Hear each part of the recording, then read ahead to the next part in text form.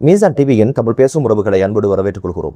பல்லேகம ஹேமரத்ன தேரரின் வழக்கில் மறைக்கப்பட்ட உண்மைகள் அம்பலமானது பெரும் அதிர்ச்சியை உண்டு பண்ணிருக்கு. 84 போன் கோல்கள், பேரம் பேசப்பட்ட 1 லட்சம் ரூபாய் பணம், DNA பரிசோதனையை மூடி மறைத்த போலீசார், தாயினுடைய அதிரடி வாக்குமூலம் என்ற பல்வேறு செய்திகள் தான் இன்றைய பதிவு.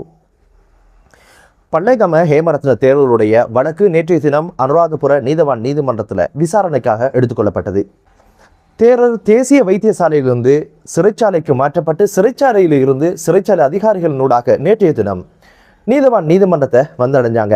முகத்தை மூடிக்கொண்டு ரொம்ப வெக்கப்பட்டு நீதிமன்றத்துக்குள்ள வந்து சேர்ந்தாரு தேரர். பாதிக்கப்பட்ட சிறுமி சார்பாக தேசிய சிறுவர் பாதுகாப்பு அதிகார சபையினுடைய தலைவர் ஓய்வு நிலை நீதிபதி பிரதி இந்திக ரணசிங்க அவங்களும், சட்ட அமுலாக்கல் பணிப்பாளர் சட்டத்தரணி சஞ்சீவ அபயகுன் அவங்களும் முன்னிலையாகி நீதிமன்றத்தில் பல்வேறு விடயங்களை போட்டு உடைச்சாங்க. இவர்களுடைய வாதம் எப்படி தொடங்கிச்சு அப்படின்னு கேட்டீங்கன்னா, போலீசார் மீது காட்டசாட்டமான விமர்சனங்களையும் குற்றச்சாட்டுகளையும் முன்வைச்சாங்க. பாதிக்கப்பட்ட சிறுமியினுடைய விவகாரத்தில் பல்லேகம ஹேமரத்ன தேரருடைய சம்பந்தம் இருப்பது தெரிய வந்தும் பல்லேகம ஹேமரத்ன தேரருக்கு எதிராக போலீசார் எந்த ஒரு நடவடிக்கை எடுக்காம இருந்தாங்க அப்படின்னு ஒரு குற்றச்சாட்டையும் முன்வைச்சாங்க. ஒரு ஊடகவியலாளர் தேரருக்கு இதில் சம்பந்தம் இருக்குது என்று தெரிந்த உடனே சிறுவர் தேசிய பாதுகாப்பு அதிகார சபைக்கு தகவல் சொல்ல முற்பட்ட போது அதையும் தடுப்பதற்கு முயற்சி எடுத்ததாகவும், தேசிய சிறுவர் பாதுகாப்பு அதிகார சபையே நிட்டம்பு போலீசாரை தொடர்பு கொண்டு இப்படியான ஒரு சங்கதி நடந்ததா அப்படின்னு கேட்டதுக்கு பிற்பாடுதான் ஆம் நடந்தது என்ற ஒரு விஷயத்தை சொன்னாங்களே தவிர அதுவரைக்கும் எந்த ஒரு விசாரணைகளும் மேற்கொள்ளப்படாமலே இந்த ஒரு விஷயம் மூடி மறைக்கப்பட்ட சம்பவத்தையும் குறித்த சட்டத்தரணி நீதிமன்றத்தில் முன்னிலைப்படுத்தினாங்க. விசாரணைக்காக குறித்த சிறுமியை குறித்த விஹாரைக்கு கொண்டு சென்றிருக்கிறாங்க. விஹாரனுடைய பிரதான நுழைவாயில நுழைஞ்ச சிறுமி அப்படியே நேரடியாக யாருடைய வழிகாட்டலும் இல்லாம, யாருடைய அழுத்தங்கள் இல்லாம குறித்த தேரருடைய விடுதிக்கு சென்று எந்த அறையில இந்த சம்பவம் நடந்ததோ, எந்த இடத்துல நடந்ததோ, எந்த கட்டில நடந்ததோ, அப்போது என்ன பெட்ஷீட் போடப்பட்டதோ என்ற பல்வேறு விடயங்களை எல்லாம் விழாவாரியாக சிறுமி சொல்லியிருக்கிறாங்க. ஆனால் அவை அனைத்தையும் எழுதி கொண்ட போலீசார் வெறுமனே தேரரிடம் ஒரு வாக்குமூலத்தை பெற்றுவிட்டு எந்த ஒரு சட்ட நடவடிக்கையும் எடுக்காமலே இருந்த செய்தியையும் குறித்த பெண் சட்டத்தரணி நீதிமன்றத்தில் முன்னிலைப்படுத்தினாங்க. மற்றும் ஒரு அதிர்ச்சியான ஒரு செய்தியையும் அவர் பதிவு செஞ்சிருந்தாங்க. என்ன அப்படின்னு பார்த்தீங்கன்னா, பாதிக்கப்பட்ட சிறுமியினுடைய ஆடைய ரசாயன பகுப்பாய்வுக்கு அனுப்பி வைக்கப்பட்ட சூழ்நிலையில குறித்த ரசாயன பகுப்பாய்வுக்கு தேரருடைய DNA பரிசோதனையை மேற்கொள்ளணும் அப்படின்னு சொல்லி நீதிமன்றம் உத்தரவு பிறப்பிச்சிருக்கு. இந்த ஒரு பரிசோதனைக்கு தேரருடைய இந்திரியம் பெறப்படணும் அப்படின்றது தான் அங்கிருக்கிற விஷயம். ஆனா போலீசார் அந்த ஒரு விஷயம் குறித்து எந்த ஒரு நடவடிக்கையும் எடுக்காமலே தமது விசாரணை அறிக்கையெல்லாம் நிறைவுக்கு கொண்டு வந்தாச்சு, சட்டமாதிபர் திணைக்களத்துக்கு அனுப்பியாச்சு அப்படின்னு சொல்லி கடந்த 15ஆம் திகதி வழக்கு விசாரணையின் போது சொல்லி இருக்கிறாங்க. ஒரு விசாரணையில மிக முக்கியமான ரசாயன பகுப்பாய்வு, அந்த ஒரு விஷயத்துக்கு ஏன் போலீசார் முக்கியத்துவம் கொடுக்கல, எதற்காக DNA பரிசோதனைக்கு அவரை உட்படுத்தல, எனவே இது திட்டமிட்டு மூடி மறைக்கப்பட்ட ஒரு விஷயம் அப்படின்னு ஒரு விஷயத்த சொல்லியிருந்தாங்க. உண்மையிலே சாட்சிகள் பெல்ட்டி அடிக்கலாம், சான்று பொருட்கள் இல்லாமல் போகலாம், ஆனால் விஞ்ஞான பகுப்பாய்வு என்பதும் DNA பரிசோதனை என்பதுதான் பல்வேறு வழக்குகளில் பெரும் திருப்பு முனையை உண்டு பண்ணிய ஒரு விஷயம். அதற்காக நீதிமன்றம் உத்தரவு பிறப்பிச்சும் போலீசார் எதற்காக எந்த ஒரு நடவடிக்கையும் எடுக்கல அப்படின்ற கேள்வியும் நியாயமானது. அந்த ஒரு விமர்சனத்தையும் போலீசார் மீது முன்வைத்து நீதிமன்றத்தில் இப்படித்தான் போலீசார் நடந்து கொண்டாங்க அப்படின்ற காட்டசாட்டமான விமர்சனங்களையும் குற்றச்சாட்டுகளையும் அந்த பெண் சட்டத்தரணி முன்வைச்சாங்க. மற்றும் ஒரு குற்றச்சாட்டை முன்வைச்சாங்க. என்ன அப்படின்னு பார்த்தீங்கன்னா, தாய் இந்த ஒரு கேஸ்ல குழந்தையை விற்றல் அப்படின்ற ஒரு விஷயத்துக்குள்ள சந்தேக நபராக பெயரிடப்பட்டு அவருக்கு எதிராக தனி வழக்கு கொண்டு ஓடிக்கொண்டிருக்கு. தாய் தான் இந்த சிறுமியை விற்றதாக இருந்தா அந்த சிறுமியை வாங்கியது குறித்த தேரர். எதற்காக குறித்த தேரர் இந்த கேஸ்ல சந்தேக நபராக பெயரிடல, துஷ்பிரயோக கேஸ்ல தான் இவர் சந்தேக நபராக பெயரிடப்பட்டிருக்கிறாரு. எதற்காக இந்த தாயிட வழக்குல சிறுமியை வாங்கிய தேரருடைய பேரை குறிப்பிடல போலீசார், அதுவும் திட்டமிட்டு மறைக்கப்பட்டிருக்கு அப்படின்னு குற்றச்சாட்டை முன்வைச்சாங்க. தாயுடைய வாக்குமூலம் என்ன அப்படின்னு பாத்தீங்கன்னா, தேரர் ஒரு சந்தர்ப்பத்தில் சிறுமி 8ஆம் ஆண்டு படிக்கும் பொழுதோ என்னோடு இருப்பதுக்கு உன் மகளை நீ அனுமதிக்கிறியா அப்படின்னு கேட்டதுக்கிணங்க ஒரு நாள் தாய் மகளை கூட்டிக் கொண்டு குறித்த விஹாரைக்கு போயிருக்காங்க. விஹாரைக்கு போய் சிறுமியை தேரருடைய அறைக்கு அனுப்பி வச்சிருக்கிறா. 10 நிமிடங்களுக்கு பிற்பாடு சிறுமி முகமெல்லாம் அதச்சி பெரும் திடுக்கத்தோட சிறுமி வந்திருக்கா. உடனடியாக தேரர் 1 லட்சம் ரூபாய் பணம் கொடுத்ததாகவும், இந்த பணத்தை பெற்றுக்கொண்ட தாய் மகள்கிட்ட என்ன சொல்லியிருக்கா அப்படின்னு கேட்டீங்கன்னா, வறுமையின் காரணமாகத்தான் இதை பெற்றுக்கொள்கிறேன் அம்மா அப்படின்னு சொல்லி தாய் மகள்கிட்ட சொன்னதாக தாயும் வாக்குமூலம் கொடுத்திருக்கிறாங்க, சிறுமியும் வாக்குமூலம் அளிச்சிருக்கா. இப்படியான சூழல்ல திட்டமிட்டு மனிதர்களை விற்பது என்பது சட்டப்படி குற்றம். அதன் அடிப்படையில் தாக்கி வழக்கு, தாக்கி விசாரணை, வாங்கிய அடுத்த தரப்பு தேரராக இருக்கும்போது எதற்காக போலீசார் குறித்த தேரரை இந்த ஒரு வழக்குல சந்தேக நபராக பேரிடல அப்படின்ற ஒரு வாதத்தையும் சட்டத்தரணி சஞ்சீவனி அவரோட வாதத்தை முன்வைச்சாங்க. விற்றவள் இருக்க வாங்கியவரும் இருக்க, விற்றவளுக்கு மட்டும் வழக்கு, வாங்கியவருக்கு வழக்கு இல்லை அப்படின்னு கேட்டீங்கன்னா திட்டமிட்டு இந்த ஒரு விஷயத்தை மறைப்பதற்கான முயற்சியை போலீசார் எடுத்திருக்காங்க அப்படின்ற ஒரு விஷயம் தான் திட்ட தெளிவாக தெரிகிறது.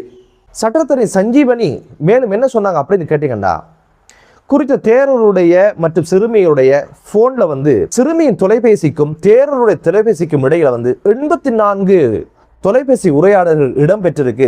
அதுபோக பல்வேறு SMS குறுஞ்செய்திகள் அனுப்பப்பட்டிருக்கு அப்படின்ற ஒரு விஷயத்தை சொல்லிட்டு இது குறித்த விசாரணை தொடங்கப்படணும், இதற்கான தேவையான தரவுகள் எல்லாம் பெற்றுக்கொள்ளணும் அப்படின்னு ஒரு விஷயத்தை சொல்லி அந்த வகையில் இப்போது நீதிமன்றமும் குறித்த தரவுகளை திரட்டி இது குறித்த விசாரணைக்கும் உத்தரவை பிறப்பிச்சிருக்கு. குறித்த சிறுமியுடைய வாக்குமூலம் என்ன அப்படின்னு பார்த்தீங்கன்னா, அதுக்கு பிறகு அடிக்கடி விகாரைக்கு சென்று வருவதாகவும் பல்வேறு காலகட்டங்களில் இந்த ஒரு கொடுமை நடந்ததாகவும் அவருடைய வாக்குமூலத்தில் சொல்லியிருக்காங்க.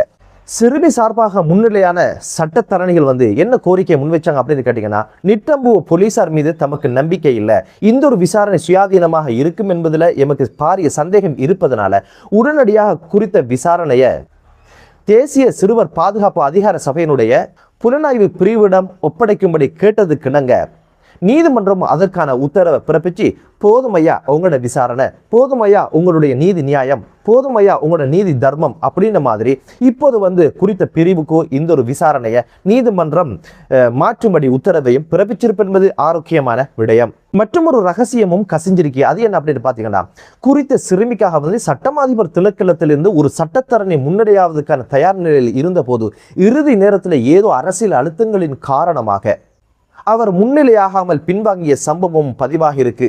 தேசிய சிறுவர் பாதுகாப்பு அதிகார சபையினுடைய சட்டத்தரணிகள் தான் சுயாதீன குழுவாக இந்த ஒரு விஷயத்துல இறங்கி சிறுமிக்கான நீதம் கிடைக்கணும் அப்படின்னு சொல்லி நடவடிக்கை எடுத்திருக்காங்க என்பதுதான் மிகப்பெரிய சோகமான செய்தியாக நேற்றைய தினம் சமூக ஊடகங்கள்ல மிகப்பெரும் பேசுபொருளாக மாறி இருந்தது. அரசு நிறுவனம் பாதிக்கப்பட்டவங்களுக்காக முன்னிலையாக வேண்டியது மக்கள் வரிப்பணத்தில் இயங்குகின்ற ஒரு நிறுவனம் எதற்காக பாதிக்கப்பட்ட சிறுமிக்காக முன்னிலையாக ஒரு சட்டத்தரணி தயாராக இருந்த நிலையிலும் யார் யாருடைய அழுத்தங்களின் காரணமாக அது கைவிடப்பட்டதாக இருந்தால் நிச்சயமாக சட்டத்துக்கு மேல யாரும் இல்லை என்ற கோட்பாடு இங்கு பொய்யாகுது. சட்டத்துக்கு மேல மதம் இருக்குது, நீதிக்கு மேல பணம் இருக்குதுன்னு சொல்லி குறித்த சட்டத்தரணி ஒரு பதிவுல சொல்லி இருந்தாங்க. அந்த ஒரு விஷயம்தான் இந்த ஒரு விஷயத்திலும் பயணிக்குது அப்படின்ற ஒரு விஷயம் தெரிய வருது. குறித்த சிறுமி சார்பாக முன்னிலையான சட்டத்தரணி சொன்னாங்களாம், சினிமாலாம் இது போன்ற விஷயங்களை பார்க்க முடிந்தது, அது இப்போது நிஜத்துல நடக்கிறது தான் ரொம்ப கவலைக்குரிய விஷயமா இருக்குது அப்படின்னு சொல்லி மன ஆதங்கங்களை நீதிமன்றத்தில் பதிவு செய்திருக்கிறாரு. அதுபோக தேரருக்காக பெண் சட்டத்தரணிகள் எல்லாம் முன்னிலையானாங்களாம். பின் வரிசையில இருந்து கொண்டு இந்த DNA அது இது அப்படின்னு பல்வேறு விஷயங்கள் பேசப்படும் போதெல்லாம் பின்னுக்கு இருந்து சிரிச்சு கொண்டு இருந்தாங்களாம் பெண் சட்டத்தரணிகள். ஒரு 13 வயது சிறுமி பாதிக்கப்பட்டிருக்கிறார், அவளுக்காக முன்னிலையாகி நீதியை பெற்றுக் கொடுப்பதற்கு முடியாத சந்தர்ப்பத்தில் மௌனமாக கூட இருக்காம பாதிப்பை ஏற்படுத்திய பல்லேகாம ஹேமரத்ன தேரருக்காக முன்னிலையாகி பின் வரிசையில் இருந்து கொண்டு இந்த அதிர்ச்சியூட்டும் செய்திகள் எல்லாம் நீதிமன்றத்தில் முன்னிலைப்படுத்தப்படுகின்ற போது சிரிச்சு கொண்டு இருந்தாங்க அப்படின்ற விமர்சனம் தான் முன்வைக்கப்படுது.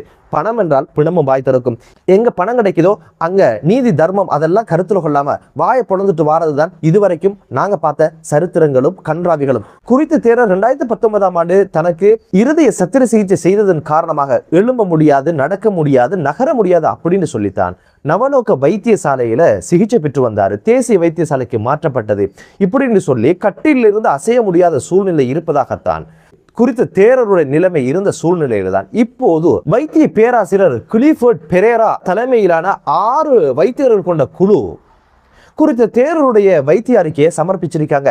அந்த வைத்திய அறிக்கையில என்ன இருக்கு அப்படின்னு பாத்தீங்கன்னா, பாரதூரமான நோய் எதுவும் கிடையாது, வயது முதிர்ச்சியின் காரணமாக இருக்கின்ற சில்லற நோய்கள் தான் அவருக்கு இருக்கிறது தவிர பாரதூரமான நோய்கள் கிடையாது என்ற ஒரு அறிக்கை இப்போது தேரருடைய முகத்திரையை கிழிச்சிருக்கு அப்படின்னு சொல்லித்தான் இப்போது சமூக ஊடகங்கள்ல செய்திகள் பரவுவதை பார்க்க முடியுது. சிறுமியுடைய கேஸ்ல பாரபட்சமாக போலீசார் நடந்திருக்காங்க அப்படின்னு ஒரு விஷயம் அம்பலமானது மட்டுமல்லாம உண்மையிலே சட்டத்துக்கு மேல யாரும் இல்ல, அனைத்துக்கு மேல சட்டம் அப்படின்னு சொல்ல கோட்பாடு இந்த ஒரு விஷயத்துல நடைமுறை சாத்தியமற்றதாக இருந்ததுதான் இப்போது மிக பெரும் பேசுபொருளாக மாறி இருக்கு. குறித்த தேரருக்காக முன்னிலையான சட்டத்தரணிகள் என்ன சொன்னாங்க அப்படின்னு பாத்தீங்கன்னா, குறித்த தேரரை பிணையில விடுதலை செய்யும்படி கோரிக்கையை முன் வச்சாங்க.